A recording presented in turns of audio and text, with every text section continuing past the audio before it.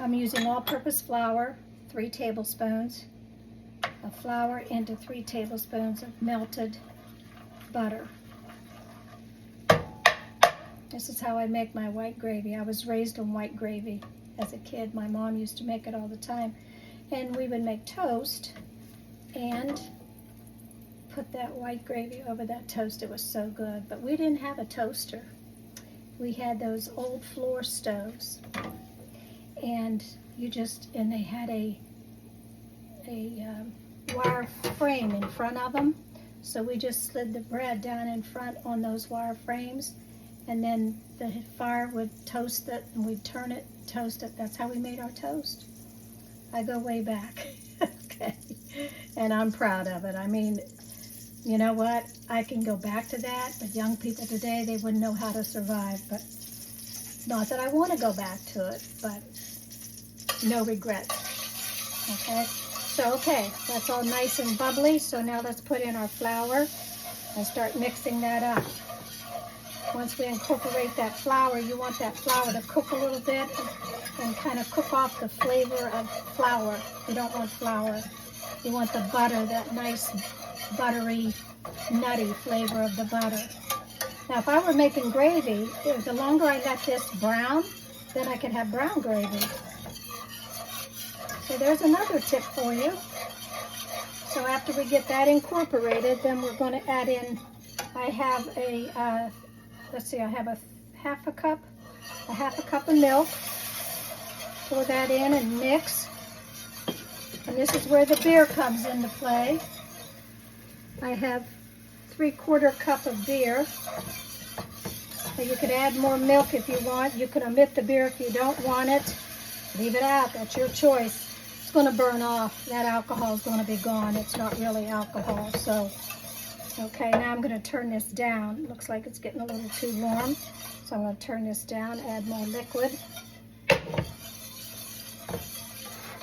You have to cook by sight, not necessarily by amounts of things. So I'm going to add just a little bit more milk. I don't think that half a cup was enough. So let's do, I'll measure that out so you'll know. I'm going to do another half.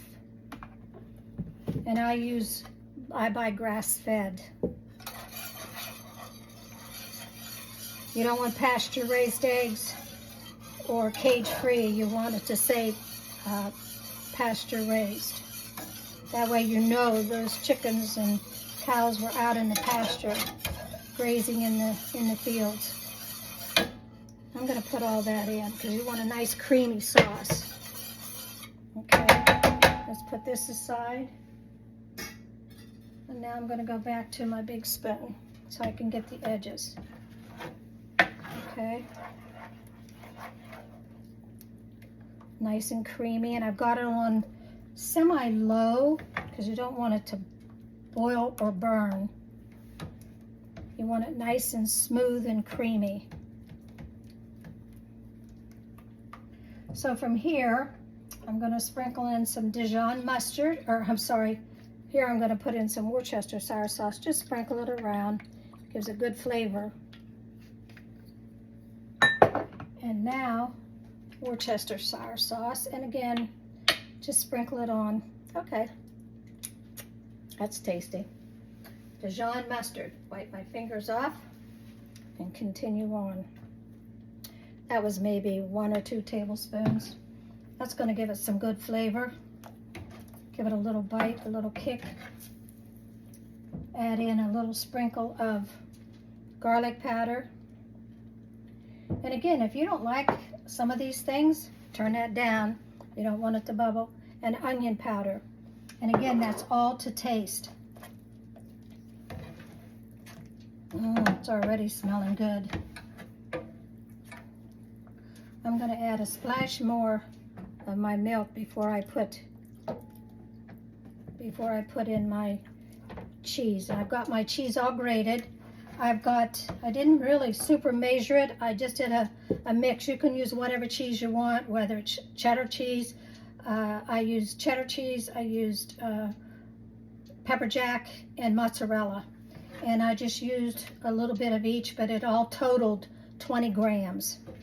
So if that helps you, but you can put as much or as little cheese in as you want.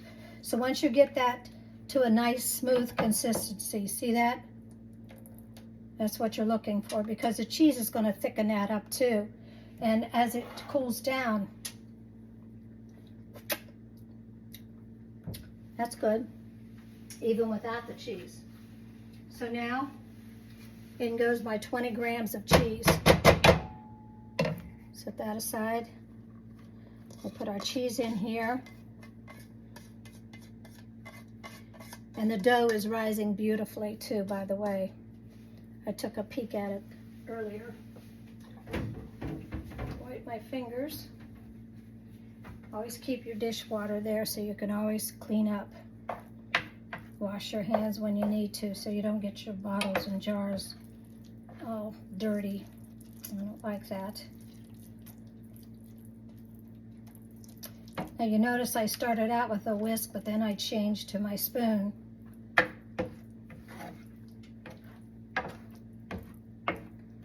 Just keep stirring it until it gets nice and smooth again where the cheese is all melted. Don't want anything to burn. If it looks too thick, add either a little more beer or a little more milk. That's all.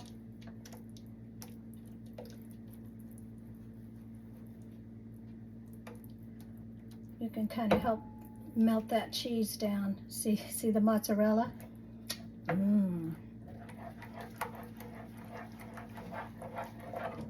Turn that up just a tad, but again, I don't want anything to burn. Let me taste.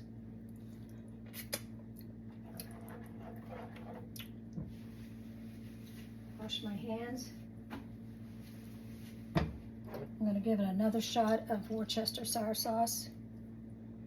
You do whatever you want, whatever flavor you're looking for, add it.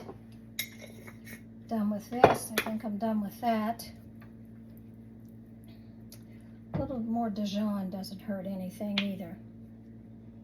That's why I want you to know you can add as much as you want or as little as you want.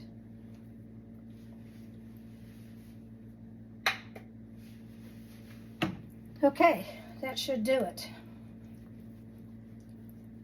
Looks smooth. Looks like the cheese is melted. Can't wait for those pretzels to be done. It's a nice little Friday night treat. Should have done it Saturday during the college football games or Sunday, but the work is all done. All I have to do is put them back in the oven and heat it all up. And we can have it Saturday college games or Sunday pro games. Okay, let's see.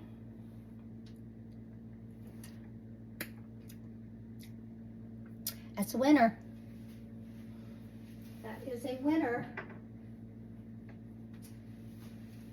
Okay, that is off. We're going to put the lid on it.